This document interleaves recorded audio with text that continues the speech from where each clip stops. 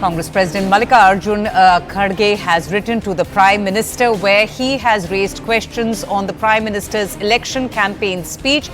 Mallikarjun Kharge has said, and I quote, that there is a lot of desperation and worry in you, which is leading you to use language that doesn't suit the office of the Prime Minister. So, interesting bit of news coming in with Kharge writing to the Prime Minister, questioning his election campaign speech. Pallavi Ghosh joins us for more on this. Pallavi, so which election campaign speech is Mallikarjun Kharge referring to, and what are the objections that he is raising to the Prime Minister's speech?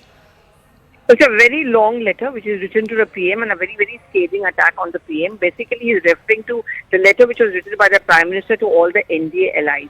He's giving a point-by-point rebuttal to all the points to the claim that this government, that the Congress party wants to remove the reservations and giving it to one community, which is the Muslim community. He nails that lie. He talks about a lie which, according to Mr. Kharge, is being peddled by the BJP, that if the Congress comes to power, there will be an inheritance tax. He says, no, this is something which your government thought about. He says that we don't do any kind of, reservations or changes in the whole structure.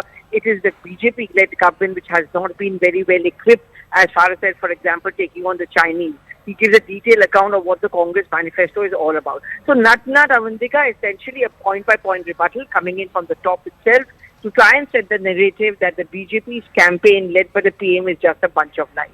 And this was to come a long time ago, right? We saw this coming. Mallikarjun Kharge has been making his dissatisfaction and displeasure on the Prime Minister well known. And it's interesting that he uses this chance to talk about the Congress's claims of government silence on Chinese invasion as well.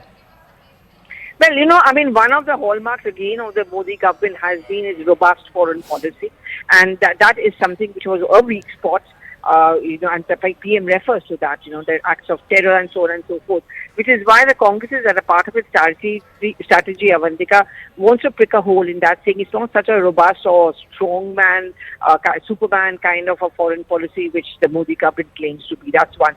Second, another interesting point which I found out is that talking about the lower voter percentage, he says it's very clear that there's no taker for the BJP's lies and their strategy, and that's the reason that people are no longer enthused to go out and vote for them.